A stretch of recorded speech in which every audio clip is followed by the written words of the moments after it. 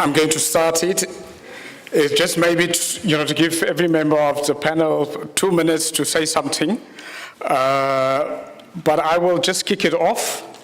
Just in terms of, I think just broadly, if you think about it, can we create in KwaZulu-Natal, the province, a developmental province?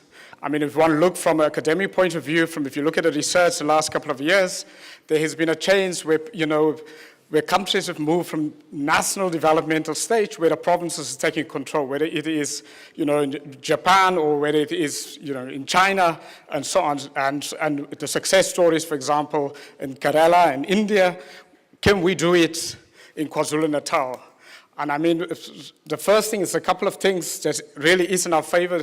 We're sitting here, South Africa, I think in a once in a generational opportunity that we have. We've got a region, we are sitting in a region of Africa that is growing, and it's growing at very, very high levels.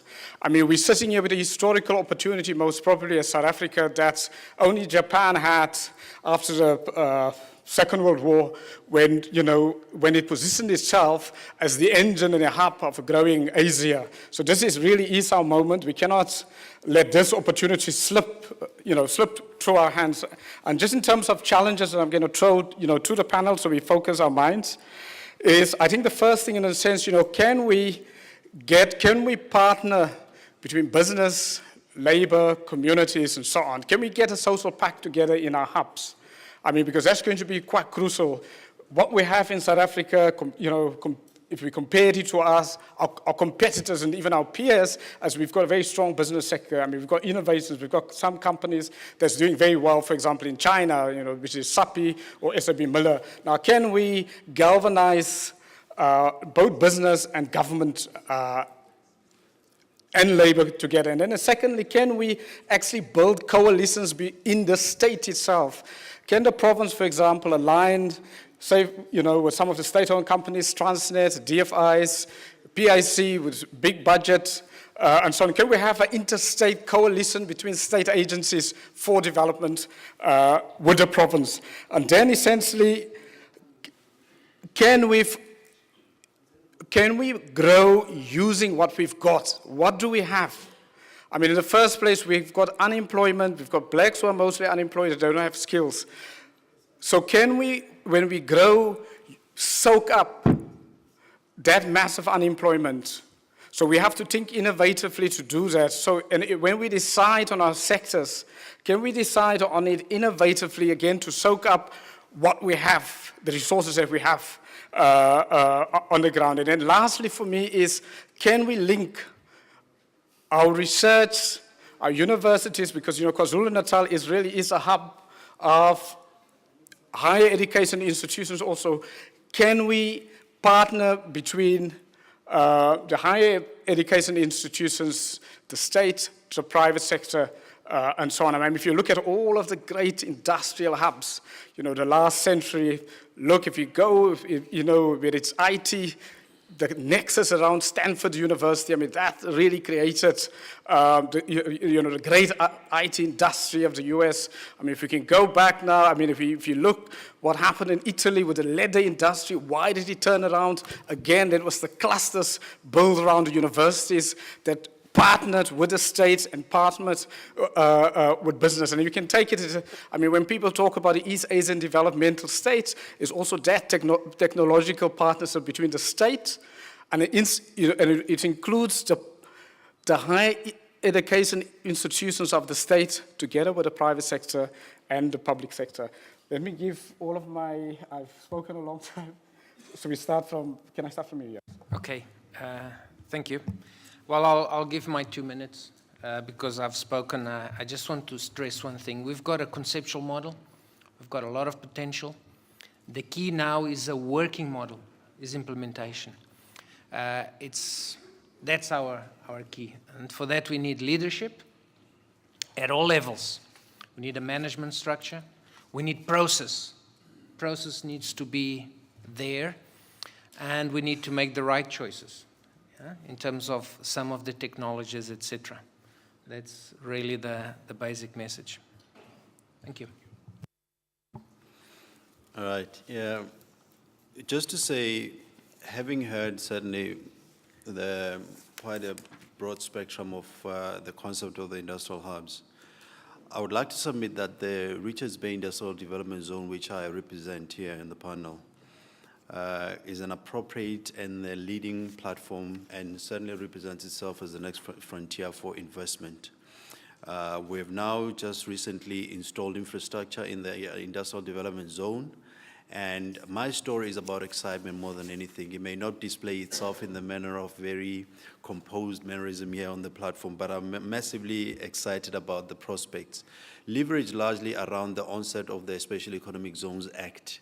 And one of the big kickers in that legislation is the reduced income tax regime that is applicable to discerning investors as they consider coming to the Richards Bay Industrial Development Zone. The corporate income tax is now being reduced from 28% to 15%, and that gives a major distinguishing feature about the distinguishing feature about locating in the industrial development zone.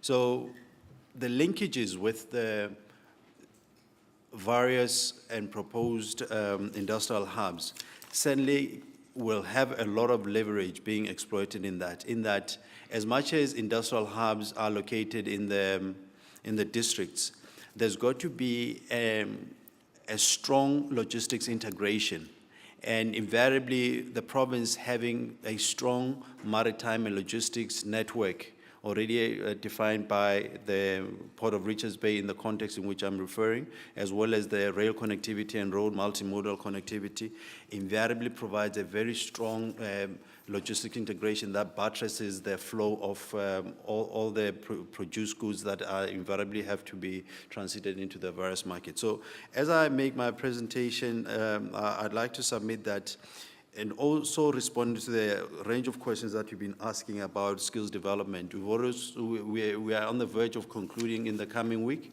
a memorandum of understanding with the Further and Education Training College, Umfolozi, around skills, because a lot of the investors that are beginning to come into the Richards Bay Industrial Development Zone require specific and defined skill sets, such as artisans, and we have to start streamlining those to be provided accordingly.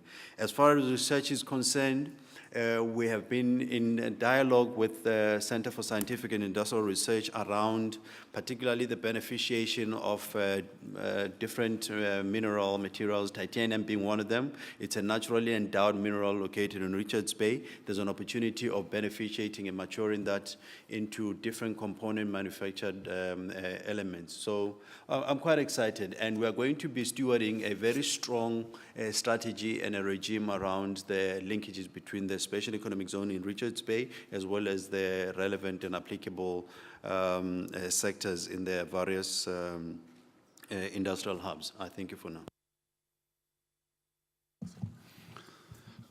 I don't want to give another lecture, so I will concentrate on 2 points which were mentioned by the moderator and give some comments to that. The first point, you said we should use what we have. And this is in fact a very interesting idea, because what you have, where are the strengths? What is kind of strong issues, and what are ideas for business, for activities to exploit these strengths further, to sell these strengths, business ideas based on strengths you have. This is important when it comes to the question towards international competitiveness, yeah, to have a unique selling point, and such considerations can be the starting point to something which is a very modern thing in Europe right now, called smart specialization. And this is thinking further than just about industrial hubs. But if such an idea is followed further, the question, which industrial hub then can be the home of such an idea, where is kind of the agglomeration of necessary actors necessary for following on such an idea, and then the hub becomes the home of such an idea. The second thing was mentioned, how to get the public sector to be integrated with the private sector, and if I say the public sector in particular when it comes to schools and universities. Well, you could say, and this then now again policy, if we have an industrial hub, it is necessary to as well have on-site some facility, some activities from academia and schools. Why not having a school being part of the industrial hub per policy? It has to be there, and to use the industrial facilities as part of the education already. Then there would be a natural link of people in education or in research, if it is a academic or university site. And of course, it must not be a whole university, but it can be a branch, kind of perfectly matching and complementing what's going on, in the private sector within a specific hub. Thank you. The MEC outlined 14 specific action steps this morning, and in my presentation I elaborated on those. But I just want to double click on 3 of these, which I think are going to be core as we move forward on this development of the hubs. The first one is the development of the infrastructure around the hubs. I think we must focus on how to get all the utilities that we need, how to get the infrastructure set up around the hubs. The second one is coordination. There's a whole range of stakeholders which I put up on the board earlier. And I think the manner in which we're going to coordinate the setting up of the hubs involving everyone is going to determine whether we succeed or we fail. Then thirdly, of course, it's going to be the issue of attracting tenants and investors. We need to move very strong on that because, as I said, government cannot shoulder the entire burden of funding the hubs. We need these partnerships. Thank you. To the audience, sorry, I'll open it up to the audience. I mean, if you could, maybe just one question or one statement, and maybe also proactively a solution, for our challenges. Because, and if you raise your hand, please just say who you are, where you come from, in a very short way, please.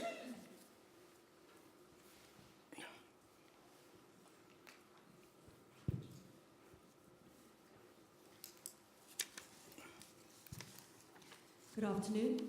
My name is Kylie Griffin. I represent SEEPSA, that's the Steel and Engineering Industries Federation of South Africa, here in KZN, and I wear a dual cap with the Kwazulu-Natal Engineering Industries Association. I'll just mention that Clive Philpotts is a colleague in the South African Stainless Steel Development Association as well, and we have links to other associations within the industry.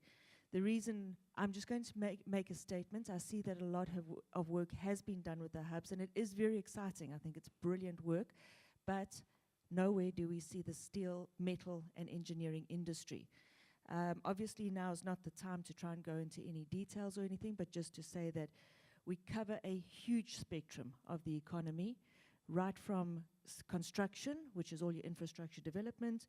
In KZN in particular, Durban, we've got the ports, and we've got shipbuilding, ship repairs, obviously the manufacture of any metal products that goes into it, and we have links to MIBCO, or the motor industry, the components industry, which feeds directly into automotive.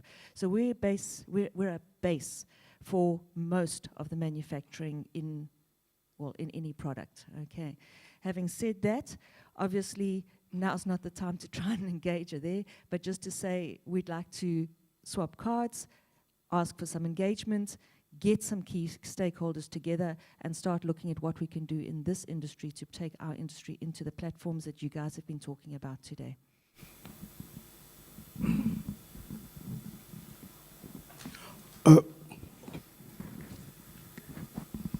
Can I ask? Okay. My name is Akela Kumede. I'm from Enterprise Lembe. Talking about the renewable energy industrial hub.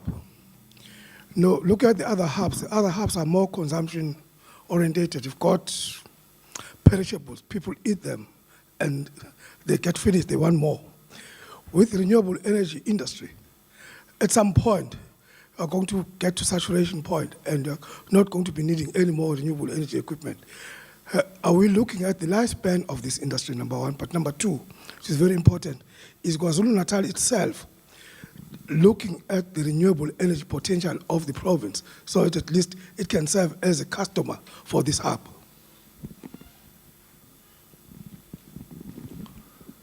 Good day. My name is Dr. Peter Munns. I'm president of the South Coast Business Chamber. I'd just like to compliment the panel on the speaking and also the various topics that were very relevant. I'd like to say from my own personal experience that it doesn't matter whether you call it an industrial development zone or an export processing zone, an industrial economic hub or an economic cluster. The bottom line at the end of the day is whether you call it a technology hub, a paratechnic, a technology enterprise center, or even an innovation, creativity, and enterprise center. The key element to this and the success of the future of these socio-economic development centers is going to rely totally on the value of the partnership between the public and the private sector. They cannot function in isolation, and that includes the preparation, the planning, the implementation of policies, and also the management of these structures. The reality is that they should all be centered on one purpose only, and that is socio-economic growth in the region, which is desperately needed in KwaZulu-Natal. Now, the reality is that I think that this is a tremendous opportunity. There's no future in the past. And we need to join hands, hearts, and minds in moving forward and also identifying suitably qualified and experienced people to take the leadership. It is true that government, the public sector, must provide the enabling environment. But you need the partnership of industry, the various sectors of the business community. You need the financial institutions. You need your direct foreign investment, and you also need your educational institutions to provide the research and development and the support base. If everyone understands their rules and the roles and responsibilities, then this can be an astronomical success. And I think it's a great starting point, and we'd like to be there for the long haul. And we compliment also the MEC for having I think the courage to put this together, and we should embrace this opportunity with an attitude that refuses to fail. We like the input, and from the South Coast Business Chamber point of view, we'd like to see overseas investment and also local and national participation. Thank you.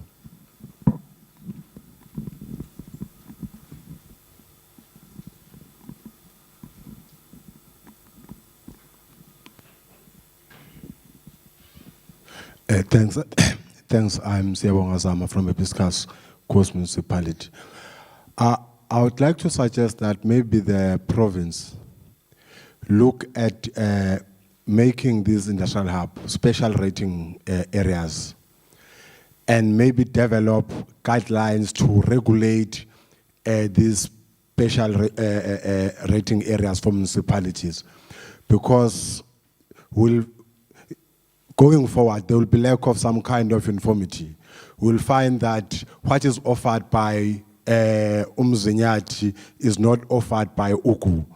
If Ugu is offering better rates, we'll find that some investors will prefer to go to Ugu than Umzinyati. I make an example.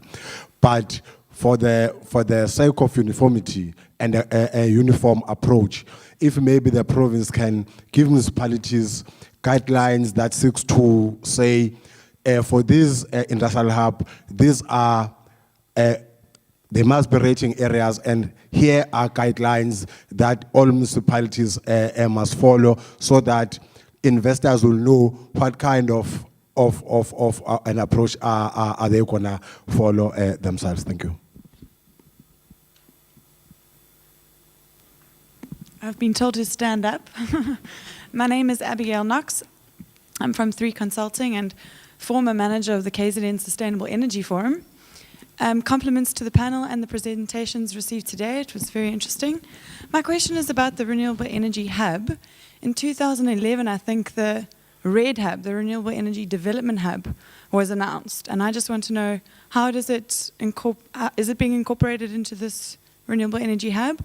I think they were looking at Ilembe District too, so is there any overlap or combination or collaboration there? Thank you.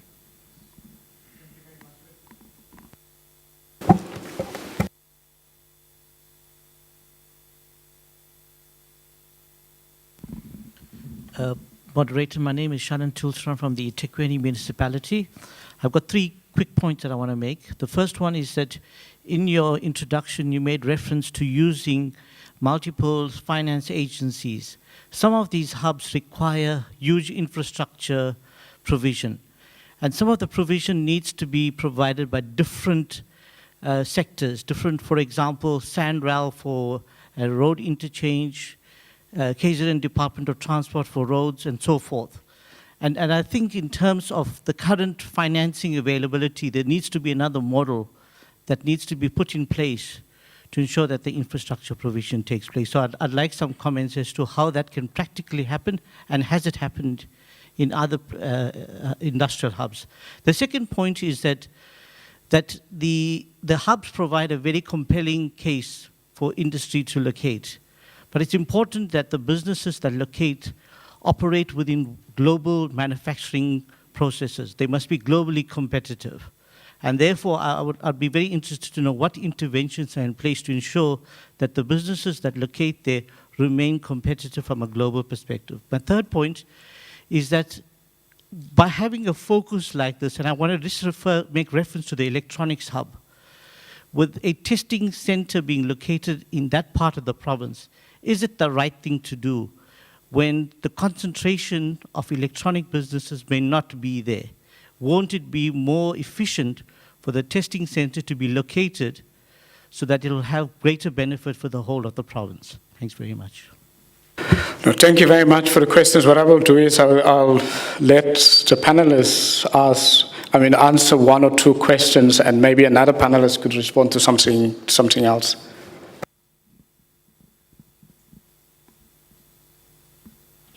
Okay, let me take a shot. There was a question earlier about the steel and metals opportunity.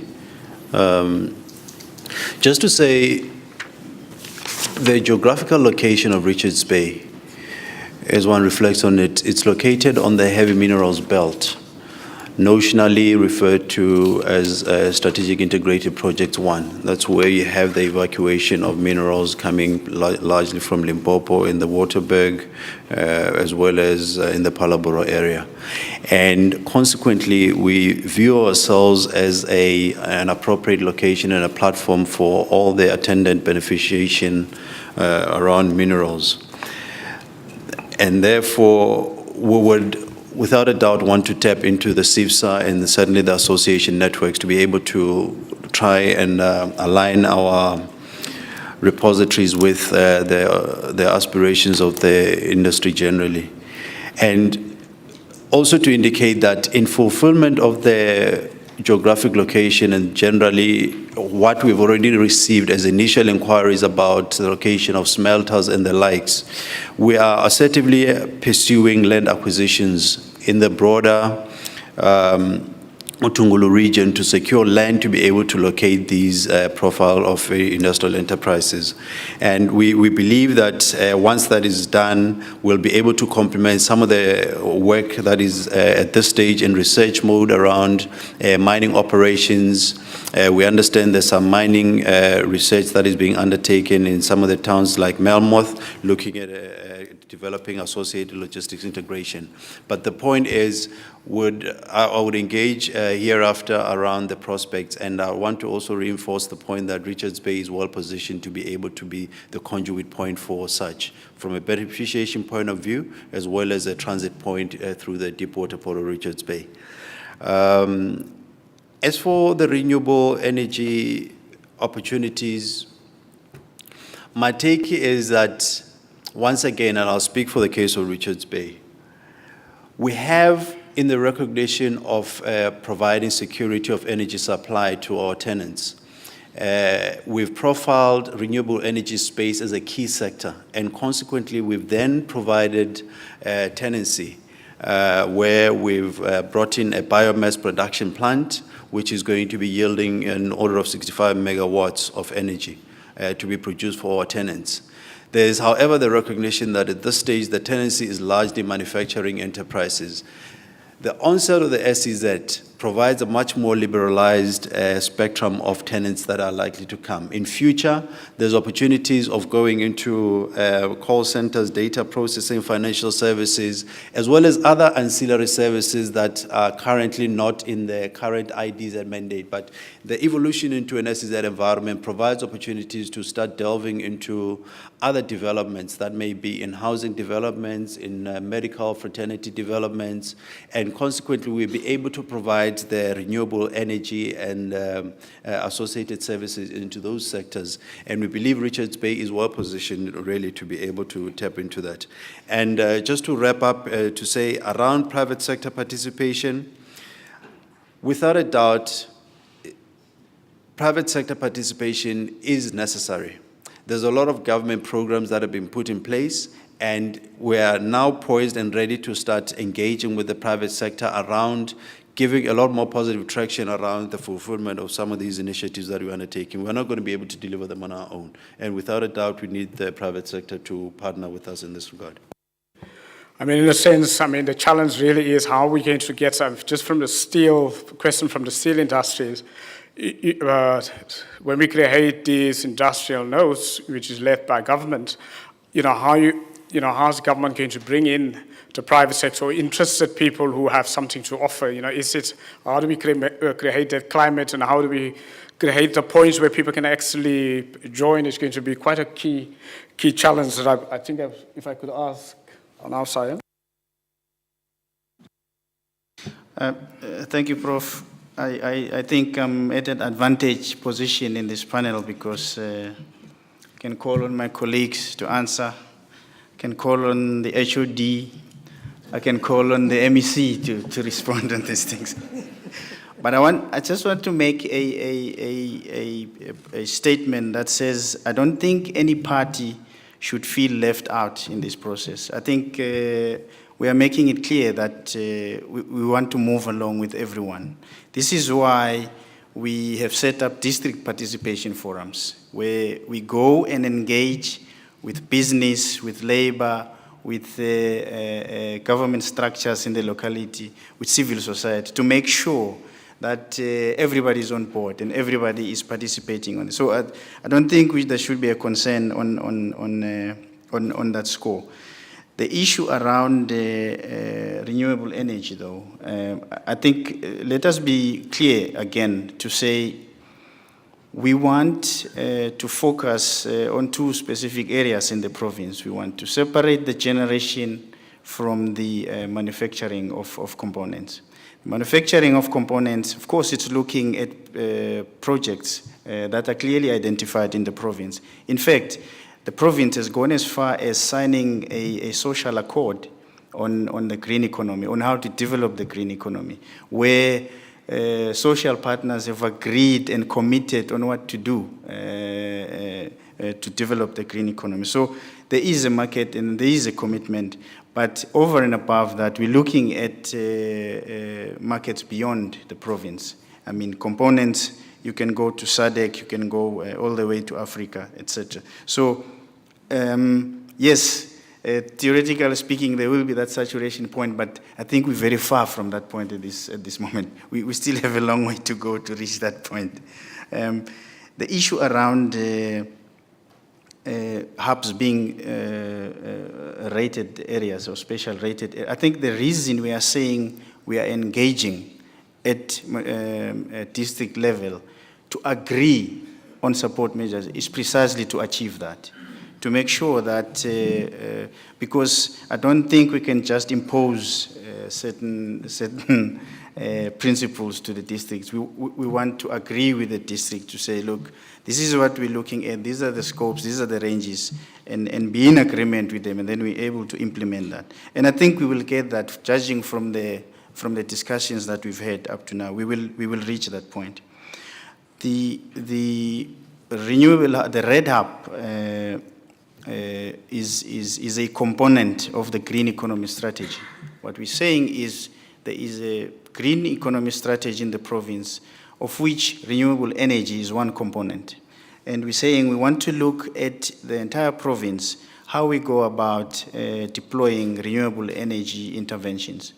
And we've engaged with the parties that are involved with the Red Hub, and we've explained ourselves that the Red Hub must be part of the industrial hubs. It must be a component in the industrial hubs. And we're moving along in that line to make sure that we are on the same wavelength when it comes to where do we develop the hub and who participates, etc. Because we are saying private sector should come and play in that space. We've been saying that the whole morning, to make sure that we partner with private sector players. So for me, that's clear. Unless, if it's not clear, I can be engaged at any point. But that's how we've explained ourselves. I think the other issues have been covered. I was asked to comment a little bit on some experience and lessons learned to this private-public partnership. I think this was part of your question as well. Well, it's not so easy. One aspect is public money should not be overestimated. Public money being invested will not change the development of the world or the development of a certain industrial sector. You can invest as much money as you want. If the sector goes a different way, which doesn't fit to your ideas, you will not change it. You will have a big spending without any output. So public money, yes, can we, if it is spent intelligently, can help that things happen faster and more complete and in a more sustainable manner if it fits the development of the industry. And one example, for instance, is, which is not relevant for South Africa, but just to give an extreme idea, is the semiconductor industry. If you nowadays want to build a plant as a company, you go worldwide and say, who is giving me the most money? And there you do it, then you have your plant, and when the money flow stops, you move on further. And so this is something, if somebody now would start, well, we want to do semiconductor production, forget it, because the world is far away already in this stage.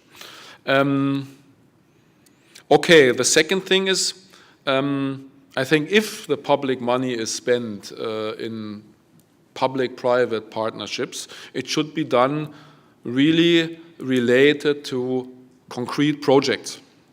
There should be the clear idea, what is the aim, what I spend for, what is going to be done, and there should be a measure whether to find out already during the course of such a project whether this will end up successfully or not, and to stop things if they are kind of not successful anymore.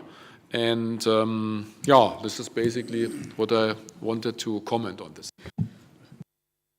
Thank you for the panelists. I think we're wrapping up. I understand that if there's any more questions from the audience, there's going to be a dedicated website, as I understand, where people can actually respond, or people can put in their questions and so on. I mean, because there are some key, the key issues in terms of how do people participate, and then how do we get, government and business even to co-manage, the hubs, and that's going to be quite key.